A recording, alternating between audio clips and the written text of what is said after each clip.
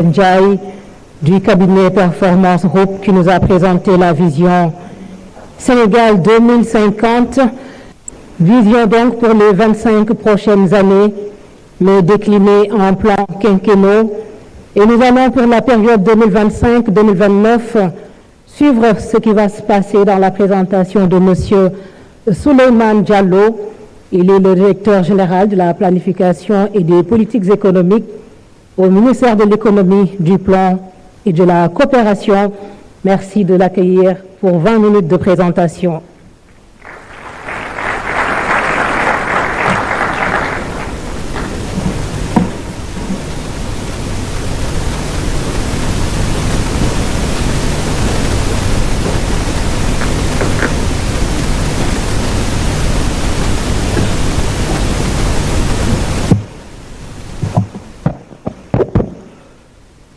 Monsieur le Président de la République,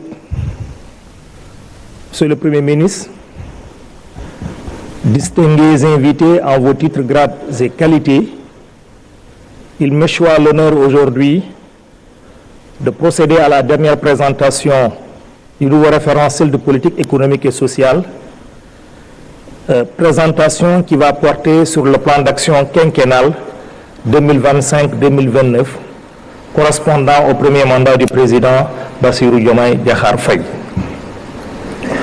Cette présentation, comme vous le remarquez,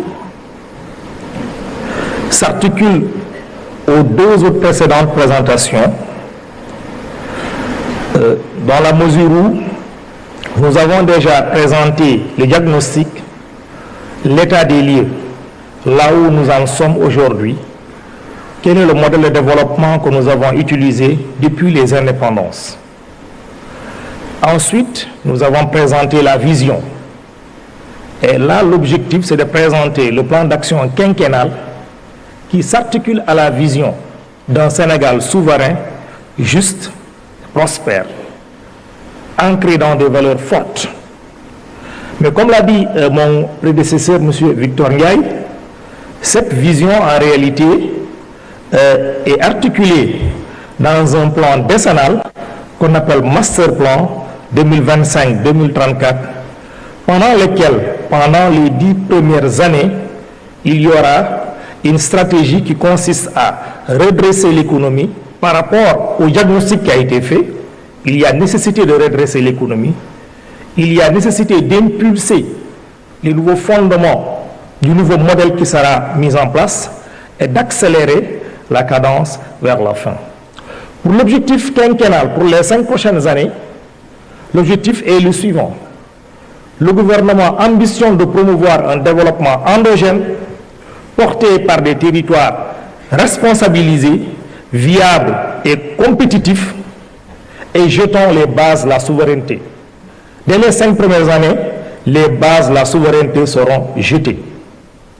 Et cet objectif est articulé autour des 4 axes stratégiques qui ont été présentés d'ailleurs brillamment par l'équipe de Tcharo, je pense, c'est ça. Ils ont brillamment présenté vraiment ces 4 axes stratégiques et repris par M. le Premier ministre ainsi que par M. Victor Ndiaye. Mais pour adresser ces 4 axes stratégiques, il y a 6 défis majeurs qu'il convient vraiment d'adresser au préalable. C'est ce qui fonde la définition des 4 axes stratégiques. Ces 6 axes majeurs, le premier axe, nous souhaitons que le pays dispose d'un capital humain de qualité. Et nous savons tous que c'est le tendon d'Achille du Sénégal. Nous souhaitons disposer d'un capital humain de qualité, ce qui signifie que nous souhaitons avoir une population bien éduquée, bien formée, en bonne santé, bien nourrie. C'est fondamental, c'est le tendon d'Achille, c'est la principale raison pour laquelle nous occupons encore le peloton de derrière dans le classement de l'IDH. Et ça, c'est fondamental d'adresser ce point. Mais également, quand on a fait le diagnostic, on a vu en réalité qu'il y a un problème d'équité sociale. Si vous voulez savoir, un Sénégalais, en moyenne, est-ce qu'il est plus riche que l'autre? Regardez où est-ce qu'il vit. Plus il est vers l'ouest, il a plus de chances d'être riche. Plus il est vers l'est, il a moins de chances d'être riche. Nous avons remarqué, la pauvreté, c'est 9% à Dakar, c'est 57% à l'est carrément du pays. Donc il y a des problèmes d'équité sociale parce que le système de protection sociale n'est pas bien garanti. Il y a un certain nombre de choses qu'il faut adresser. Le deuxième défi majeur qu'il convient d'adresser, c'est la construction d'un modèle de développement endogène. Il nous faut un modèle de développement porté par le pays, porté par le secteur privé national. Nous voulons un modèle de développement endogène. Ça a été une doléance, elle a été bien prise en charge dans la définition des défis. Un modèle de développement endogène à partir des pôles territoires. Mais le Sénégal n'envisage pas l'autarcie. Le Sénégal n'envisage pas l'autarcie. C'est dans un environnement ouvert sur l'extérieur, de concurrence dans les pays de l'UEMOA et de la CEDEAO, puisque le Sénégal, effectivement, doit souscrire à tous ses engagements régionaux et internationaux. Ça, c'est le deuxième défi. Le troisième défi, c'est un défi structurel que nous adressons dans ce pays depuis plusieurs années. C'est le défi du financement de l'économie.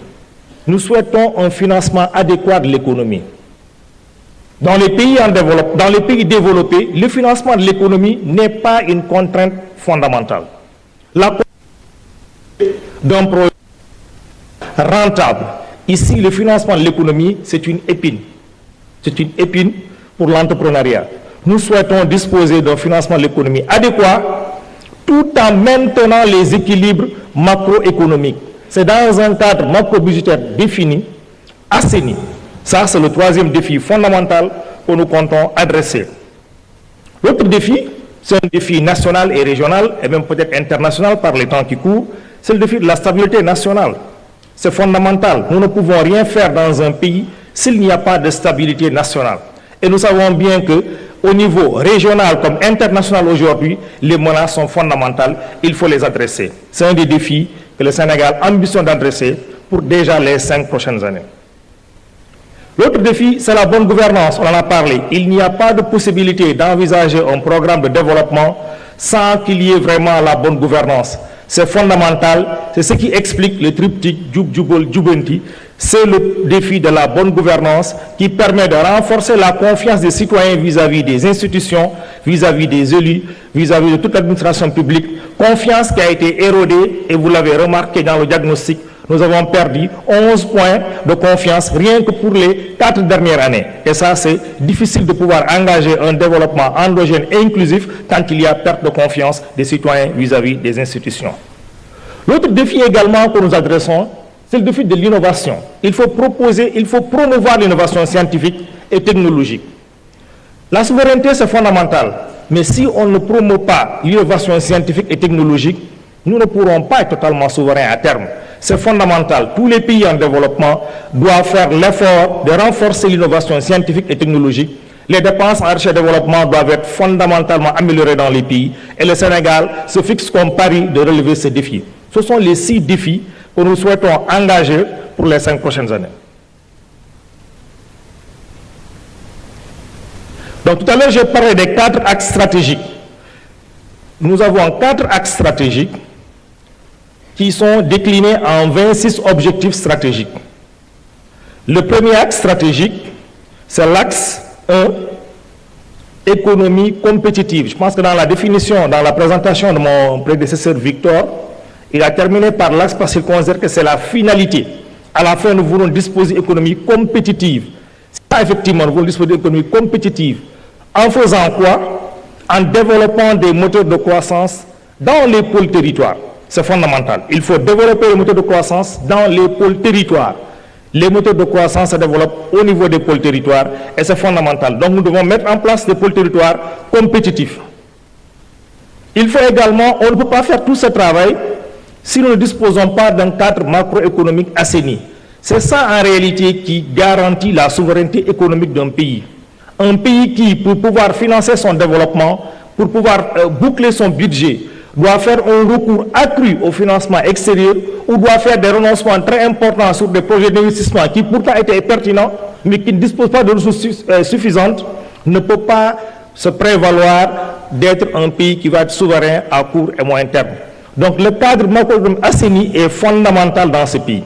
Donc ça, c'est vraiment un des gages d'une économie compétitive. Le troisième objectif stratégique, c'est le développement du financement domestique. On a parlé dans les défis.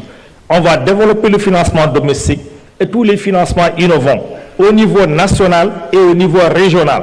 Parce que nous savons bien que le Sénégal a l'avantage d'être dans un pays membre de l'UEMOA. Nous avons une économie régionale, une union monétaire, une bourse régionale des valeurs, donc nous avons l'union bancaire. Nous allons développer cela au niveau régional. Effectivement également avec l'innovation, notamment le financement vert, le financement bleu, et également la mobilisation des ressources de la diaspora. Le quatrième objectif, c'est la mise en place d'un environnement des affaires attractif. C'est fondamental. Et je pense au DG de l'APIX, nous devons renforcer l'attractivité de l'environnement des affaires. Pas seulement pour attirer les investissements étrangers, mais rendre l'environnement des affaires attractif pour les Sénégalais lambda qui veulent faire des affaires au Sénégal. La petite et moyenne entreprise sénégalaise qui veut faire des affaires, il faut que ce soit fluide. Et c'est pour tout le monde. Le secteur privé international a sa place. L'environnement des affaires doit être également propice au secteur privé national et c'est fondamental. Ça, c'est un des objectifs stratégiques que nous comptons vraiment adresser. On en a parlé tout à l'heure dans le défi. Le cinquième objectif stratégique, c'est de bâtir un système de recherche et d'innovation dynamique. Nous avons des institutions ici, notamment dans le ministère en charge de l'agriculture, de l'industrie. Vous avez l'ISRA, vous avez l'ITA, qui sont des services en charge de la promotion de l'innovation. C'est des services qui doivent être renforcés et renforcer la synergie avec les services qui font la recherche, ceux qui font l'innovation et ceux qui font la vulgarisation. Enfin, nous avons comme objectif accélérer la révolution numérique de l'économie. Le numérique est une opportunité que le Sénégal doit saisir fondamentalement. Nous avons déjà quelques atouts, nous avons des infrastructures formidables, nous avons beaucoup de landing points, nous avons une fibre optique importante, mais il faut optimiser l'utilisation de ces infrastructures pour pouvoir saisir le numérique, en faire vraiment quelque chose, une réalité, pour que le numérique soit un levier de l'agenda national de transformation de ce pays. Et nous avons des jeunes Sénégalais pétris de talent dans le domaine du numérique. L'axe 2, très rapidement, c'est l'axe qui parle du capital humain. Sur le capital humain, ce qu'il y a lieu de dire, c'est quoi? C'est que le Sénégal a déjà engagé ce qu'on appelle la fenêtre d'opportunité économique. Depuis le début des années 2000, nous sommes dans ce qu'on appelle une fenêtre d'opportunité économique qu'il convient de saisir. Tous les pays passent par là, c'est une transition démographique traditionnelle, naturelle. Le Sénégal doit saisir cette opportunité, cette fenêtre d'opportunité pour développer le capital humain et renforcer l'équité sociale et la protection sociale. Pour cet axe, nous avons 8 objectifs stratégiques. Le premier objectif, j'en avais parlé tout à l'heure, c'est de disposer d'un système d'éducation et de formation professionnelle et technique de qualité. Nous avons un système classique, nous l'avons vu dans le diagnostic, il y a beaucoup de déperditions dans le système et il n'y a pas une offre à côté, qui est notamment la formation professionnelle et technique, qui permet de capter tous ceux qui sortent du système classique. Je pense que mon prédécesseur Victor en a parlé. Il a parlé du programme 550, vraiment la formation de 5 millions de Sénégalais à l'horizon 2050. D'ici 2029, nous devons renforcer l'employabilité des jeunes Sénégalais en formant 700 000 jeunes à travers la mise en place de centres de formation professionnelle et technique dans tous les pôles qui soient adaptés vraiment aux besoins des pôles. Ça, c'est fondamental. Le deuxième axe, c'est la mobilisation de la diaspora autour de l'agenda national de transformation. C'est fondamental. La diaspora, c'est un vivier de talents, c'est un vivier de ressources humaines et c'est un vivier de ressources financières qu'il convient de canaliser, d'orienter vers le pays. C'est fondamental. Des objectifs stratégiques ont été fixés là-dessus. Le troisième axe, c'est la mise en place d'un système performant de santé et accessible à tous. Dans le domaine sanitaire, il y a eu certes des progrès, mais il y a encore des défis énormes. Il y a des défis énormes dans le domaine sanitaire. Le déficit en personnel spécialisé, notamment hors de Dakar, c'est criard. C'est énorme. Et l'émergence des maladies non transmissibles qui devient maintenant vraiment la problématique la plus sérieuse au Sénégal. Le diabète, l'hypertension artérielle, les maladies cardiovasculaires, le cancer, c'est devenu des maladies sérieuses. Nous sommes au mois d'octobre, ce n'est pas pour rien qu'on parle d'octobre rose. C'est des maladies sérieuses qu'il convient d'adresser il faut vraiment un objectif pour adresser ces questions. Le quatrième axe, c'est la protection sociale. La protection sociale au Sénégal, quand vous examinez cette question, cela suffit pour apprécier le problème d'équité sociale au Sénégal. Il faut juste travailler dans l'administration publique ou dans le secteur privé formel pour pouvoir bénéficier en général d'une couverture maladie ou pour pouvoir bénéficier d'une pension de retraite. Un chauffeur de taxi à Dakar ne bénéficie pas d'une pension de retraite. Un cordonnier à Ngaïméré n'en bénéficie pas. Il aurait dû en bénéficier. Dans les pays développés, tout le monde a droit à en bénéficier. Donc ça, c'est un objectif fondamental. La problématique de la couverture maladie et la problématique de la pension sont deux problématiques fondamentales pour renforcer la protection sociale, à côté des bourses de sécurité familiale qui ont été initiées, qu'il convient de renforcer, notamment l'efficacité en améliorant le ciblage et en élargissant la couverture. Renforcer tous les autres accès aux services sociaux de base, c'est fondamental. L'accès à l'eau potable, l'accès à l'assainissement, l'accès à l'électricité partout dans le pays, et également à moindre coût. C'est fondamental. Une politique nationale d'emploi efficace. Dans ce pays, nous avons eu beaucoup d'initiatives par le passé, d'élaboration de politique nationale de l'emploi. Nous n'avons jamais eu un portage au plus haut niveau. Il y a eu des validations au niveau technique. C'est l'occasion unique pour avoir un portage au plus haut niveau de la politique nationale d'emploi. Il y a eu des initiatives, notamment dans le domaine des hydrocarbures, où on a introduit des clauses sur le contenu local, mais on n'a jamais une politique nationale harmonisée, globale, portée au plus haut niveau. C'est l'occasion à jamais de l'avoir, parce que c'est le principal défi auquel les jeunes sont confrontés dans ce pays. Les autres aspects, la problématique du sport, qui doit être considéré comme un vivier de ressources, de talents, pour l'épanouissement du Sénégal, mais également un vivier de création de richesses et d'amélioration de l'attractivité, ainsi que la culture qui nous fait vraiment de beaux résultats au niveau international. Ce sont les 8 objectifs stratégiques auxquels nous nous sommes fixés pour les 5 prochaines années en ce qui concerne l'axe 2.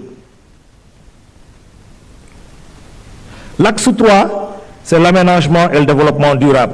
Nous en avons parlé tout à l'heure. Dans le diagnostic, on en a parlé.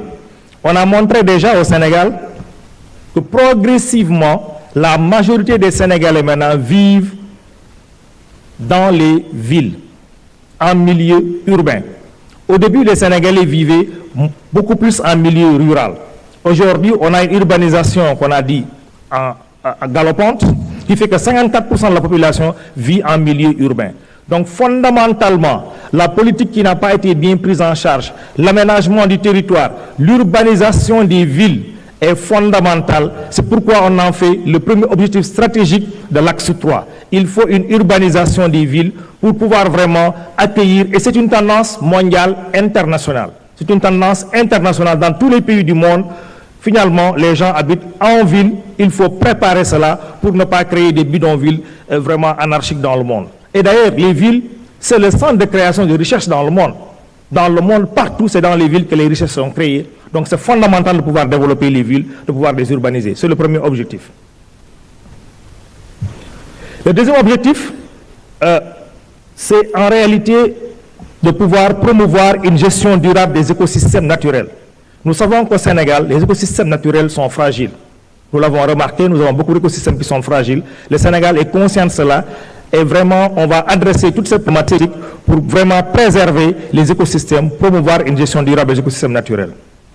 Le troisième objectif, c'est un objectif auquel le Sénégal a souscrit avec l'initiative JETP, c'est la transition énergétique juste et équitable.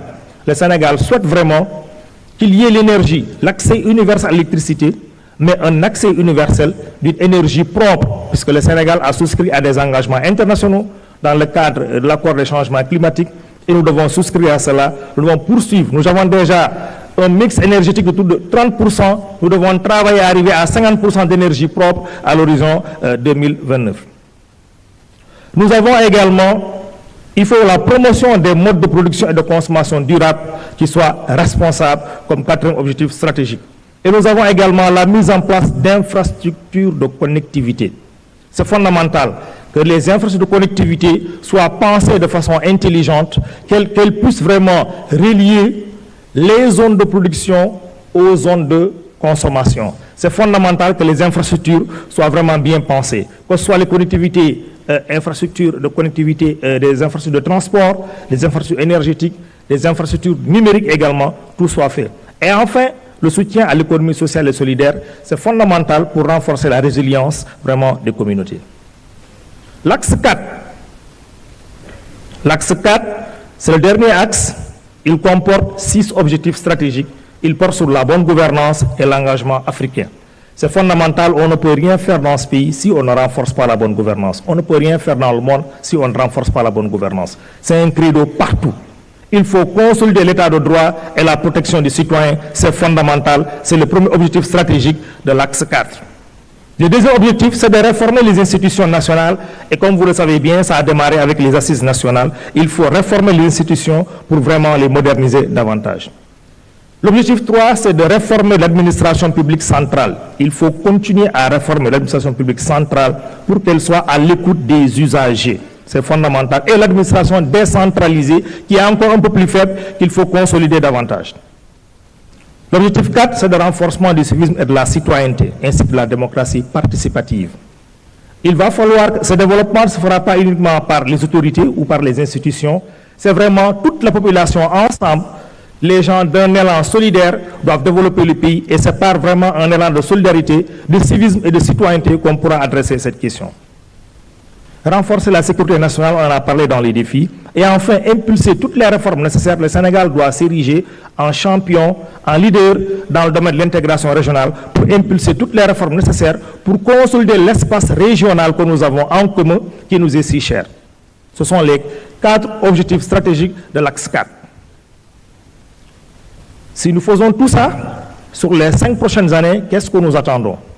À la faveur d'ailleurs du début d'exploitation des hydrocarbures, on aura une croissance économique qui va tourner entre 6,5% et 7% en moyenne chaque année d'ici 2029.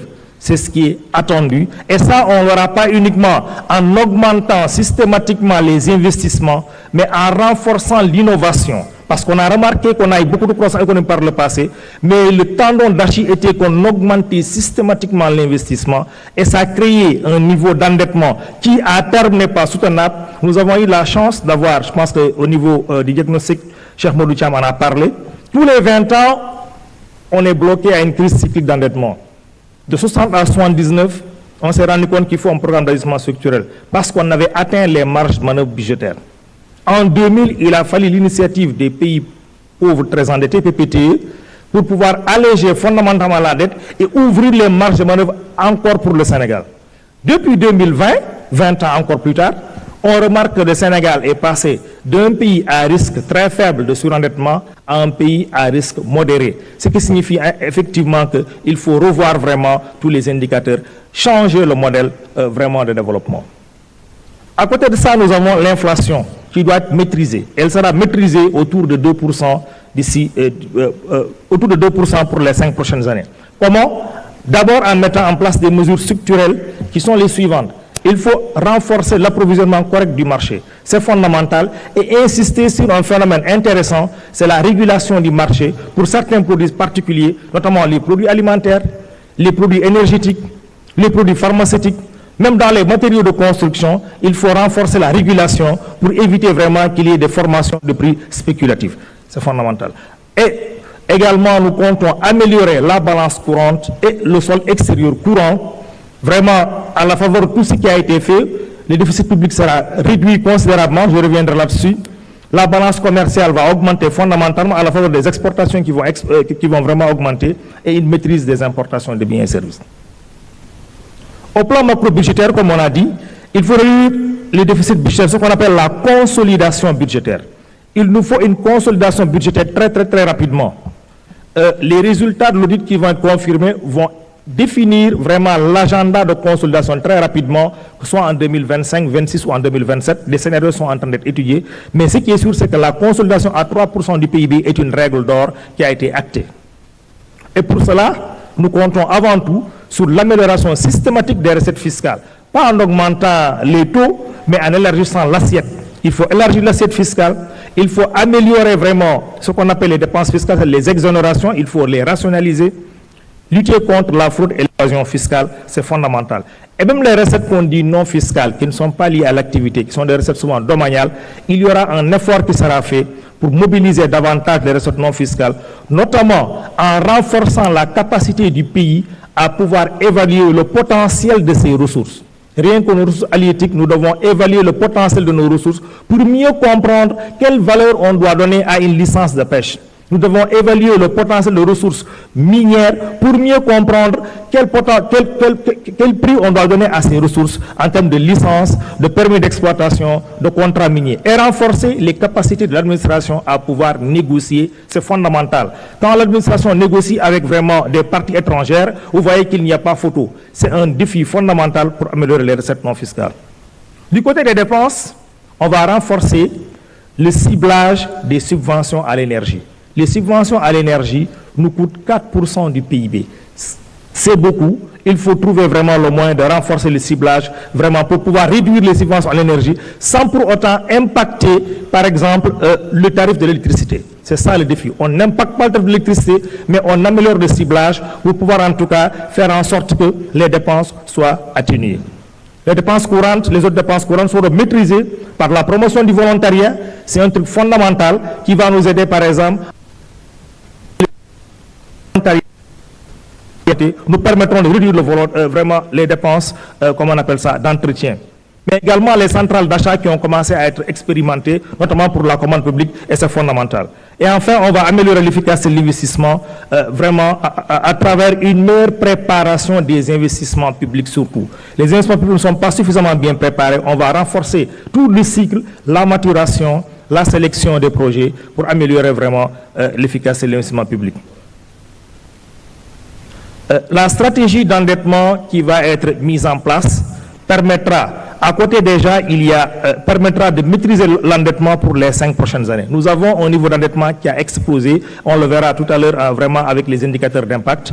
Il nous faut une stratégie d'endettement qui maîtrise tous les flux, notamment les flux de financement public qui entrent dans le pays doivent être maîtrisés. Il y a fondamentalement aujourd'hui un enjeu pour maîtriser tous les flux de financement public. Il y a un enjeu également pour dynamiser davantage les marchés financiers, parce que nous souhaitons réduire le recours vraiment aux prêts commerciaux de façon générale, parce que c'est des prêts qui sont chers, c'est des prêts qui ont des taux d'intérêt variables. Également, nous subissons la variabilité de change. Nous devons réduire le recours aux prêts commerciaux en réajustant notamment vers le marché financier régional. Donc, c'est fondamental de trouver une stratégie d'intervention dans le marché financier régional. Et tout ceci nous permettra de reprofiler la dette pour qu'on soit plus à entre 70 et 84% du PIB d'encours de la dette, mais à 70% dans un délai raisonnable. Tout ceci permettra de reprofiler l'encours de la dette et de baisser le poids de la dette extérieure sur laquelle nous sommes très vulnérables, notamment vis-à-vis du risque de change. Et d'ailleurs, ça permettra également de baisser les services de la dette. Vous savez, actuellement au Sénégal, en 2023, les recettes que le Sénégal a mobilisées, 57% des recettes ont servi à payer la dette en 2023. C'est extraordinaire. 57% des recettes mobilisées, quand je dis recettes, c'est fiscal et non fiscal, ont servi à payer la dette, l'intérêt et l'amortissement. Il reste quoi pour la masse salariale? Combien pour l'investissement? C'est ça qui fait qu'on doit changer de modèle. Ça ne peut pas continuer, ça ne peut pas prospérer. C'est ce qui explique le changement de paradigme. Et vous voyez là, rien que les intérêts sur les recettes, les intérêts bouffent 15% des recettes. Il faut reprofiler cela très rapidement. Si tout ce travail est fait, les objectifs qui sont fixés à l'horizon 2029, le PIB, le revenu par tête, c'est-à-dire le revenu moyen du Sénégalais, devra augmenter de 1 660 $ à 2 468 $, augmentation de près de 50% en 5 ans. C'est possible, il faut que tous les Sénégalais s'y mettent pour qu'on y arrive. C'est fondamental et c'est possible. On va baisser le ratio de la dette qui est évalué à 73% sur les premières estimations, mais qui en réalité, vous avez vu, passe à 84% d'ailleurs avec vraiment les premières estimations de l'audit. Donc, de 84%, on devrait passer vers 70% à l'horizon 2029. L'IDH, l'indice de développement humain, c'est l'indice qui mesure le développement humain du Sénégal, de tous les pays, mesuré par le PNUD. Nous sommes toujours dans la tranche des pays à développement humain faible. le Sénégal, d'ici 5 ans, avec la mise en œuvre de tous ces programmes qui ont été fixés ici et présentés bien avant que je ne vienne, permettra d'intégrer le peloton des pays à développement humain moyen d'ici 5 ans. Et l'espérance de la vie à la naissance également augmentera au moins de 3 ans, passant de 68 ans à 73 ans. C'est fondamental. Le Sénégal a l'ambition également d'avoir l'accès universel à l'électricité et à l'eau d'ici 2029. L'accès universel à l'électricité et à l'eau, 100%. Ça veut dire que si quelqu'un veut se connecter à l'électricité, même à Pata dans le Médina Yoro Fula, qui n'a jamais vu de courant, ils doivent avoir accès au courant s'ils veulent se connecter. À l'eau, à Touba, dans le Djolof, on doit avoir accès à l'eau partout au Sénégal. Ça, c'est vraiment un enjeu de taille, c'est un objectif clair, bien affiché. Et également, le Sénégal doit renforcer la problématique de l'assainissement. Nous devons renforcer l'assainissement qui est un fléau dans toutes les villes de ce pays. Nous devons augmenter le taux d'assainissement pour passer de 62% à 82%, tout en augmentant également le mix énergétique. Est-ce que je me suis pas trompé? Oui, c'est bien ça. OK. Le coût de financement du projet pour les 5 prochaines années. Pour les 5 prochaines années, le financement global de cette stratégie quinquennale est de 18 496,83 milliards de francs CFA, dont 62% seront exécutés de façon générale et classique par le budget classique, le budget public.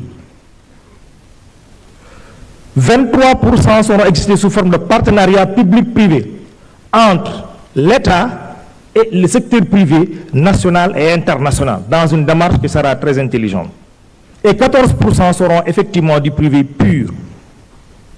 Donc, dans ce partenariat public-privé, l'État n'apportera que 30% vraiment de sa contribution. Et le secteur privé apportera 70%, équivalent à 3060 milliards qui est attendu. Dans cette approche, en changeant de paradigme, nous avons pris le soin de programmer une stratégie quinquennale de développement 2025-2029 qui soit à hauteur des moyens de l'administration publique. Il n'y aura pas de groupe consultatif pour financer le déficit public. Tout le déficit public est couvert par vraiment tous les accords de coopération en cours et toute la stratégie que le Sénégal compte mener pour lever des financements au niveau régional et au niveau innovant.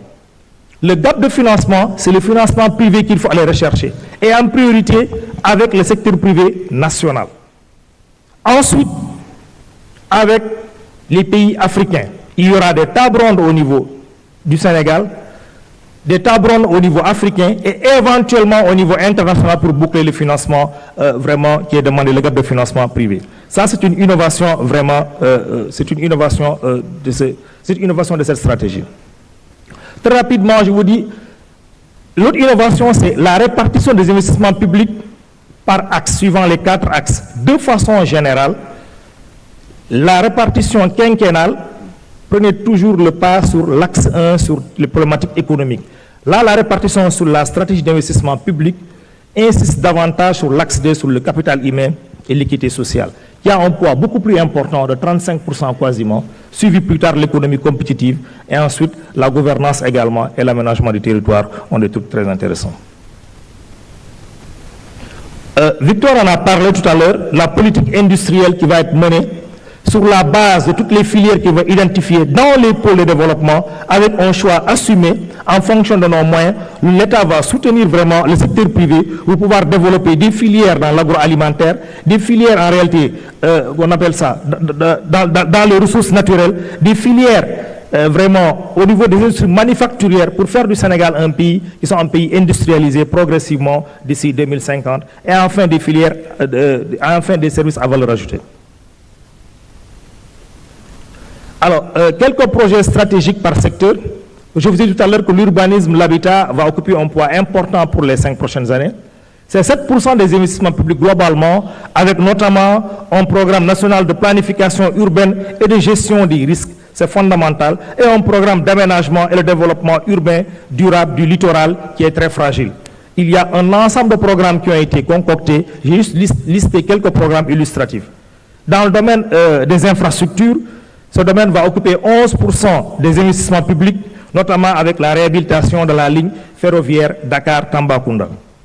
Dans le domaine de l'agriculture et de l'élevage, il y aura un poids de 10,5% des investissements publics avec vraiment une fenêtre réservée aux partenariats publics-privés qui sera également très importante. Et ces projets vont porter sur notamment les magasins de stockage, vraiment tout ce qui est équipement rural, mécanisation de l'agriculture, renforcement des intrants, renforcement de la maîtrise de l'eau. L'éducation et la formation vont occuper également un poids important. On l'a dit, le capital humain, c'est fondamental pour les 5 prochaines années. Les DARA seront renforcés. Il y aura vraiment un programme de résorption des abris provisoires. Les universités en cours de construction doivent être vraiment finalisées et des centres de formation seront mis en place au niveau de chaque pôle de développement, au niveau des 8 pôles que nous avons dit. L'assainissement, l'hydraulique également, c'est 8% des investissements publics, notamment avec le projet phare d'approvisionnement d'eau à Touba, qui est fondamental et qui est cher au président de la République. Le projet d'assainissement des centres urbains également. La santé et l'action sociale occuperont des poids fondamentaux dans l'investissement public, notamment avec la mise en place de laboratoires dans 10 régions du pays, parce que nous savons bien que le plateau médical n'est pas aussi relevé que ça au niveau à l'intérieur du pays, et ça va être vraiment une des priorités sur laquelle, en tout cas, le gouvernement va travailler pour les 5 prochaines années, en sus du projet Madiba qui est en cours ici à Diamniadio. Les énergies renouvelables également, vous savez, je pense que Victor en a parlé, le projet réseau gazier du Sénégal qui va nous permettre en tout cas de réduire drastiquement la facture d'électricité, vraiment est un projet cher au président de la République et c'est un projet qui va attirer beaucoup d'attention. Ainsi que le projet d'exploitation de l'urée comme dérivé en tout cas des produits pétroliers. Un paquet de réformes très rapidement, je pense que la présentation est quasiment finie, un paquet de réformes très rapidement qui vont ponctuer les 5 prochaines années. C'est d'abord des réformes de la décentralisation parce que les collectivités territoriales les pôles doivent être érigés en collectivités territoriales, c'est fondamental. Renforcer vraiment la décentralisation. Renforcer les finances publiques au niveau central et au niveau local. Nous avons vu que les finances publiques au niveau local, globalement, si vous regardez, les collectivités territoriales réunies, elles ne mobilisent pas plus de 1% du PIB en termes de recettes. Elles ne pourront pas faire le travail si vraiment les ressources mobilisées par les collectivités territoriales au niveau local ne sont pas améliorées et c'est fondamental. Et on va également simplifier davantage le système fiscal. La réforme foncière est fondamentale, on en parle depuis très longtemps. Il faut vraiment engager cette réforme audacieuse et fondamentale pour pouvoir en tout cas préserver les intérêts des populations en milieu urbain et rural et favoriser le développement du secteur privé. C'est fondamental, c'est une des réformes phares en tout cas de ce programme quinquennal. Les autres réformes, on en a parlé, c'est la justice, notamment la digitalisation des services de la justice, c'est fondamental. Vous avez vu dans, comment on appelle ça, le diagnostic, il y a une surpopulation carcérale. Et une des raisons, c'est parce que quasiment la moitié des populations qui sont détenues sont en instance de jugement. Le jugement n'est pas encore achevé.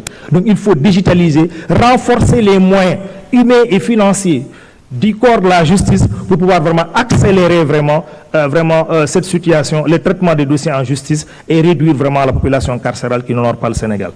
Il y a des réformes sur le civisme et la citoyenneté, notamment en mettant en place l'observatoire de la citoyenneté pour promouvoir davantage l'élan national et vraiment promouvoir l'élan national dans le développement du pays. La dernière réforme, c'est le développement du secteur privé qui doit être fait au niveau des pôles territoires.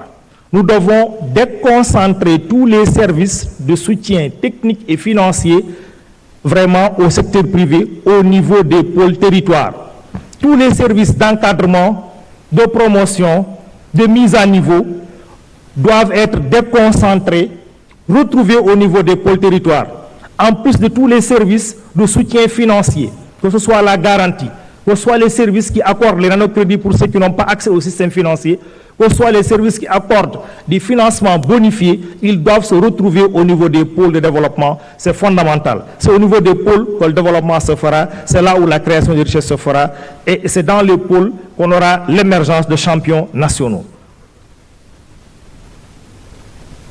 Il y aura donc nécessairement un développement du marché financier avec vraiment tout ce qu'on a dit, tous les financements innovants, la finance islamique, vraiment le renforcement de la bancarisation ainsi que vraiment la promotion de l'épargne longue parce que nous savons que c'est un des points, c'est un des talons d'Achille. Quand les entrepreneurs veulent prendre des prêts au Sénégal, ils ont du mal à prendre un prêt de long terme. Les prêts, c'est souvent 2 ans, 5 ans. Il est fondamental de pouvoir mobiliser l'épargne longue pour le système, pour vraiment les entrepreneurs, pour pouvoir en tout cas renforcer l'industrialisation de ce pays. Et c'est un des points phares de la réforme. Enfin, il y a le jeu des acteurs. Je pense que l'équipe de Thiaroye Yeumbeul a bien insisté sur ça. L'administration publique doit jouer son rôle pour vraiment gagner le pari vraiment de la confiance. Mais également, les collectivités territoriales doivent jouer le rôle pour impulser le développement à la base. La société civile doit être catalyseur au développement et une société civile qui éveille les consciences. Un secteur privé alerte vraiment pour concrétiser le développement endogène à partir des pôles, c'est fondamental. Des jeunes et des femmes responsabilisés qui pourront vraiment permettre en tout cas d'adresser toutes ces questions, toutes les questions de développement qui ont été définies ici. Les religieux qui vont continuer à jouer le rôle de régulateurs sociaux. Et enfin, les partenaires de développement qui vont continuer à accompagner le Sénégal dans un cadre de partenariat qui soit aligné à la nouvelle vision qui vient d'être définie. Ça, c'est le cadre de suivi-évaluation qui va être mis en œuvre. C'est vraiment un cadre de suivi-évaluation qui expliquera globalement le schéma à partir d'une déclinaison stratégique. Il faut élaborer des projets programmes fondamentaux qui ont été définis ici, renforcer la coordination et le suivi, ainsi que la communication pour la conduite du changement, parce que nous voulons changer de paradigme, il faut une conduite de changement, et il faut inculquer la culture de l'évaluation régulièrement dans un cadre qui sera défini avec l'ensemble des parties prenantes. Je vous remercie de votre attention.